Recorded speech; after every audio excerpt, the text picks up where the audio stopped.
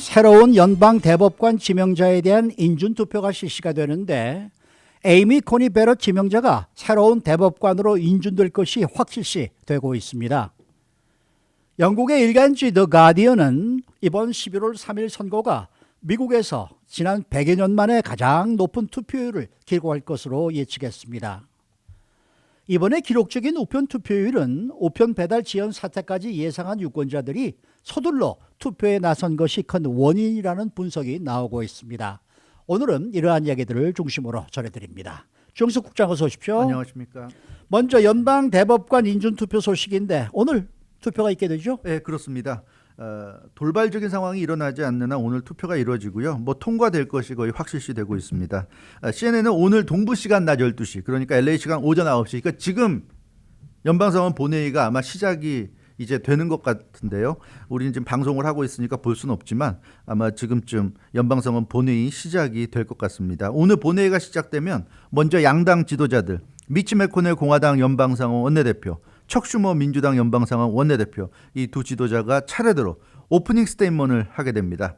이 두 원내대표의 모두 연설이 끝나면 동부 시간 오후 1시, LA 시간 오전 10시부터 에이미 커니 베럿 연방대법관 지명자에 대한 인준투표에 들어가게 됩니다. 이 연방대법관 인준투표에서는 과반수 득표로 인준안이 확정됩니다. 그러니까 60표까지 필요하지 않고요. 100석인데 연방상원이 그중에 과반수를 얻으면 확정이어서 현재 52석을 확보하고 있는 공화당이 민주당의 반발에도 불구하고 무난히 인준안을 통과시킬 수 있을 것으로 전망됩니다. 지금 공화당 상원의원 중에 수전 콜린스 메인주 연방상원의원이 오늘 그 보도가 나온 것을 보면 네. 에이미 커니 베럿 그 지명자에 대한 인준에 반대한다 이런 얘기를 했는데 한 명이 반대한다 하더라도 다른 공화당 상원의원들은 모두 지금 찬성할 것으로 보이기 때문에 통과는 확정적인 것으로 보여집니다. 민주당은 이제 선거가 임박했다는 것을 이유로 들어서 인준 투표를 연기해야 한다는 수정안을 제출할 것으로 보이는데요. 하지만 민주당 선거 이후 인준 투표를 하자는 수정안, 이 공화당이 받아들이지 않을 것이 확실해서 곧바로 폐기될 것이 유력합니다. 따라서 이 모닝 포커스가 이제 10시에 끝나는데 끝나고 나면 바로 이제 인준 투표, LA 시간 10시부터 인준 투표 들어가니까 아마 오늘 LA 시간으로 낮이 되기 전에, 점심시간 되기 전에 결과가 나올 수 있지 않을까, 오전 중에. 그렇게 좀 생각이 됩니다. 자, 이번에는 다음 주 화요일로 다가온 선거 소식인데 이번 투표율이 상당히 높을 것으로 지금 예측이 되고 있습니다. 그렇습니다. 이번 11월 선거가 거의 100여 년 만에 최고 투표율을 기록할 것이라는 전망이 나왔는데요. 영국 일간지 더 가디언이 지난 주말 특집 기사로 이번 2020년 11월 3일 미국 선거가 지난 1908년 이후 112년 만에 가장 투표율이 높을 것이다 이렇게 전망했습니다. 그러니까 지금까지 투표가 상당한 정도 이루어지고 있지 않습니까? 그렇죠. 우편 투표라든가 사전 투표라든가 그래서 그런 투표가 이루어지고 있는 데이터들을 다 감안해서 선거 예측 분석 기관들이 이번 11월 선거에서 어느 정도의 유권자들이 투표에 참여할 것이냐 예상을 했는데 약 1억 5천만여 명의 미국인들이 투표할 것으로 그렇게 전망했다고 합니다. 1억 5천만여 명이면 미국에서 투표 가능한 전체 유권자들의 약 65%에 달하는 수치여서 지난 112년 만에 최고의 수치를 보일 것이다. 이렇게 가디언은 보도했습니다. 근데 이미 상당수 유권자들이 벌써 투표를 마쳤어요. 네, 마쳤습니다. 근데 지금 65% 중에 상당수가 투표를 마쳤어요. 이미 5천만 명 이상에 달하는 그 유권자들의 선거를 열흘 남겨둔 현재 투표를 마친 상황인데요.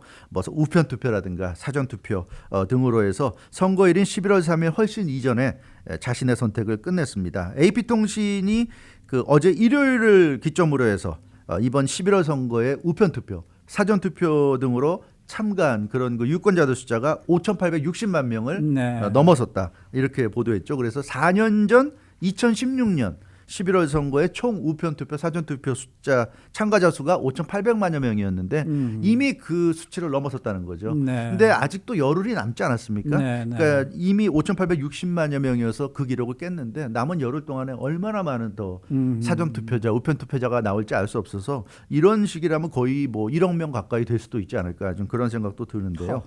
정말 대단한 투표율인 것 같습니다. 그런데 이렇게 투표율이 올라가고 있는 뚜렷한 이유가 있다면서요? 네, 그렇습니다. 이번에 나타나고 있는 엄청난 우편 투표 열기는 한 두 가지 정도로 분석이 되고 있다. 두 가지 현상이 담겨 있다. 이렇게 또 가디언은 분석했는데요. 도널드 트럼프 대통령과 조 바이든 민주당 대통령 후보 경쟁이 심화되면서 공화당과 민주당 유권자들의 결집 현상이 두드러지고 있다는 것. 네. 그게 이제 첫 번째 이유고요. 또 하나는 최근 들어서 확산세가 다시 조금 강해지고 있는 코로나19. 네. 이 코로나19에 대한 두려움 때문에 이 사람들이 많이 이제 몰리게 되는 투표소에 직접 가서 투표하는 것에 대해서 좀 부담을 느끼는 유권자들이 선거 당일 직접 투표보다는 이번 같은 경우는 사전에 집에서 편하게 우편 투표해서 끝내자 이런 이제 생각이다. 그래서 공화당 민주당 지지자들의 결집 하나 코로나19 바이러스의 영향 두 가지 때문이라고 분석하는데 특히 이 결집이 참 재밌는데요. 초반에는 사실 민주당 지지자들이 굉장히 결집하지 않았습니까? 네. 그래서 공화당 지지자들보다 2배 이상 압도적으로 높았는데 이 초반에는 트럼프 대통령이 우편 투표 자체에 대한 불신론을 펼쳤고 또 부정 투표 가능성이 높다는 부정 투표론까지 펼치다 보니까 공화당 성향 유권자들의 우편 투표 참여가 상당히 저조했고요. 네. 반면에 민주당은 트럼프 대통령이 4년 더 하는 걸 두고 볼 수 없다. 그래서 민주당 유권자들이 굉장히 적극적으로 참여했죠. 그래서 민주당과 공화당의 우편 투표 참여 열기가 굉장히 차이가 났는데 최근 들어서는 트럼프 대통령도 우편 투표 하라고 하고 있고요. 네, 본인도 플로리다에서 하지 않았습니까? 그렇죠. 우편 투표. 예, 그래서 이제 아마 남은 열흘 동안에 공화당 유권자들도 굉장히 많이 우편 투표에 참가할 것으로 보이고요. 그래서 지금까지는 민주당이 많이 했고 지금부터 11월 3일까지는 공화당 유권자들이 상당히 네, 많이 할 것이다. 그리고 민주당은 어차피 할 사람들이 굉장히 많이 이미 했기 때문에 네. 앞으로는 공화당 유권자들이 훨씬 더 많이 할 것 같고요. 그래서 이 토탈로 볼 때는 어찌됐건 공화당 성향 민주당 성향 다 합쳐가지고 우편 투표 참가하는 비율이 굉장히 지금 높아지는 것 같습니다. 그리고 이제 코로나19에 대한 공포도 사실 무시할 수 없는데요. 그렇죠. 지금 미국에서 코로나19 누적 사망자 숫자가 지금 오늘 현재 22만 1000명을 넘어섰습니다. 네. 굉장히 많은 숫자죠. 그러다 보니까 많은 사람들이 투표소에 가는 것을 지금 피하고 있는 그런 상황이고요. 그리고 또 하나는 사실 이번에 투표소에 가게 되면 코로나19 방역 수칙을 철저히 지켜야 되기 때문에 네. 줄도 길게 서야 되고요. 맞아요. 예, 앞 사람과 충분한 거리를 두고 서야 되고 또 입구에서 이제 들어갈 때도 여러 가지 그 네, 과정을 네. 거쳐야 되지 않습니까? 네, 네. 그러니까 예전보다는 투표소에서 걸리는 시간이 많아요. 그래서 그렇죠. 지금 뭐 LA 카운티 선거관리국도 이 지난 주말에 발표한 내용을 보면 1시간 정도 걸린다고 생각해야 네, 된다. 네, 이런 얘기니까 그거 자체가 너무 힘들고 귀찮잖아요. 아니 그리고 이번에 투표용지도 상당히 길어요. 길어요. 예. 투표할 게 너무나 많아요. 후보도 많고 주민 네, 발의안도 많고 맞아요. 그러기 때문에 그래서 투표소에 가서 하기에는 참 여러 가지로 좀 그렇다. 그래서 사람들이 이번에는 이 우편 투표로 많이 좀 참여를 하고 있는 것 같습니다. 네. 어제 다저스 중계를 보니까 트럼프 대통령 광고가 나오더라고요. 선거 광고가. 그래서 좀, 야, 이 캘리포니아 주에서도 이 대통령 선거 광고를 하는구나라고 저는 어저께 정말 오래간만에 그런 걸 본 느낌이었는데 네. 이게 사실 광고는 뭐 경합주들이 지금 다 지금 가지고 차지하고 있지 있죠. 네, 않습니까? 그렇죠. 근데 이 경합주에서도 지금 우편 투표 증가가 이렇게 많다면서요. 네, 많이 있죠. 네. 예, 아무래도 이번 선거에 승패를 좌우하는 주는 역시 경합주들이다 보니까 그런데요. 구체적으로 살펴보면 텍사스주의 경우에 뭐 텍사스주는 6대 경합주는 아니지만 지금 현재 박빙이기 때문에 네. 텍사스주의 경우 올해 우편 투표와 사전 투표 숫자가 4년 전 2016년 선거 총 투표수의 70%를 이미 허허. 넘어섰다고 그래요. 네, 그러니까 지금 네. 어마어마한 지금 텍사스도 우편 투표 그러네요. 열기를 보이고 있고 조지아주 동남부에 또 아주 핫한 지금 굉장히 근소한 차를 보이고 있는 조지아주에서도 일부 유권자들이 사전 투표하기 위해서 10시간 이상 줄을 서서 네, 기다리고 투표했다 하는 그런 네. 보도가 좀 나왔습니다. 좀 어마어마한 거예요. 어마어마한 거죠. 예, 이렇게 10시간을 줄을 선다는 것 자체도 참 대단하고요.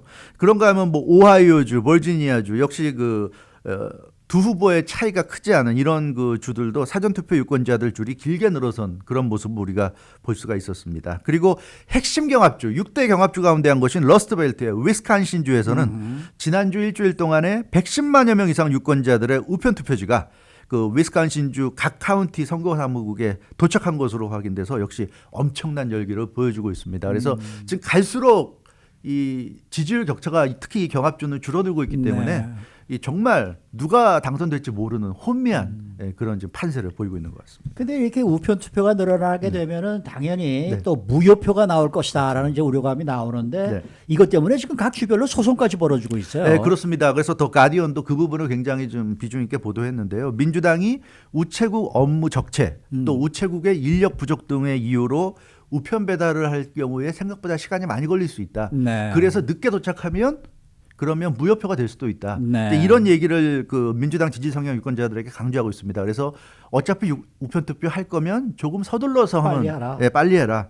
이렇게 얘기해서 많은 그 민주당 지지자들이 우편 투표를 미리미리 지금 하고 있고요. 공화당은 민주당 측의 조직적인 우편 투표 동료, 이런 그 우편 투표 동료가 부정선거로 이어질 수 있다. 왜냐하면 그 이 시간에도 얼마 전에 말씀드렸다시피 아무도 안 보는 데서 집에서 이걸 하다 보니까 뭐 자기 남편 거를 부인이 몰래 해서 보낼 수도 있고 뭐 그럴 일은 거의 없다고 보지만, 예를 들어 그런 이론적으로 가능하잖아요. 거의 그런 적이 있어요. 있어요. 예. 아버지가 아들 걸 대신해서 보낼 수도 있고. 그래서 그런 것 때문에 지금 공화당이 이 소송을 제기했어요. 우편 투표를 제한하기 위해서. 그런데 엘라바마주에서, 이 동남부 엘라바마주에서 콧사이드 버팅이 금지됐습니다. 콧사이드 버팅은 컵사이드 버팅이죠. 컵사이드 버팅은 그러니까 길가에서 쉽게 네, 예, 네. 투표할 수 있는 거.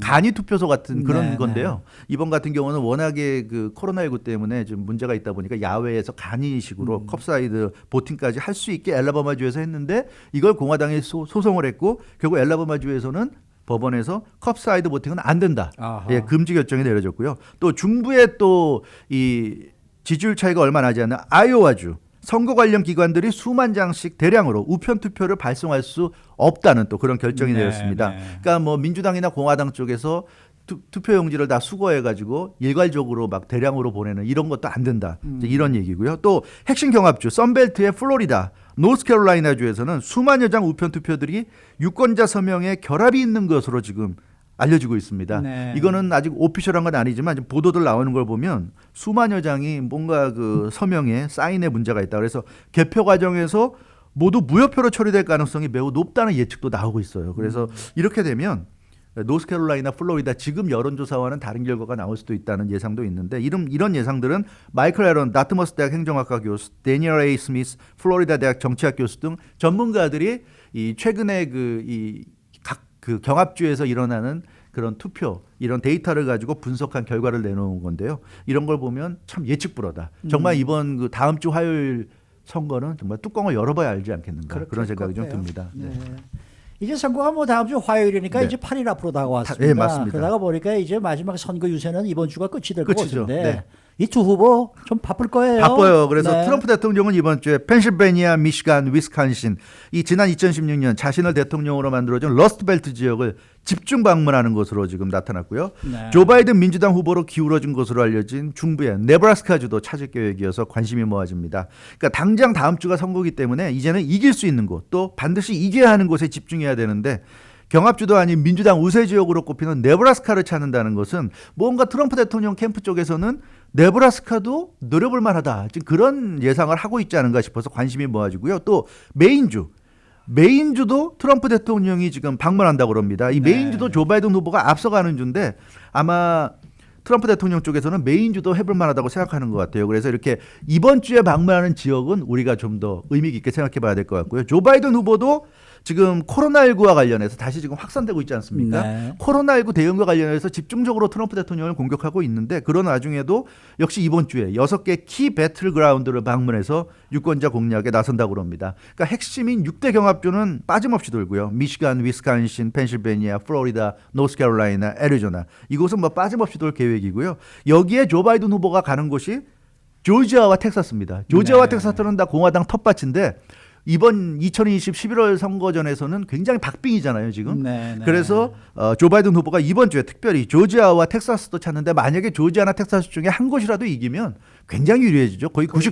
99% 조 바이든 후보가 당선될 가능성이 높다고 해야 되겠는데요. 따라서 이런 대표적인 공화당 텃밭도 방문한다고 하니까, 이 트럼프 대통령이 네브라스카나 메인을 가는 거, 조 바이든이 조지아나 텍사스를 가는 것, 이런 것 등을 우리가 좀 관심 있게 지켜봐야 될 것 같고요. 11월 3일 그 개표, 벌써부터 기다려집니다. 저도 잘 모르겠어요. 50대 50 굉장히 지금 팽팽한 박빙의 싸움이 되지 않을까 싶습니다. 지난번까지만 해도 그 선거 당일에 우리가 특별 개표 방송을 했었는데 이번에 과연 개표 방송에 의미가 있을지 모르겠어요. 누가 확정이 될지 모르니까 말이죠. 맞아요. 네. 수고 많으셨습니다. 주영석 국장이었습니다.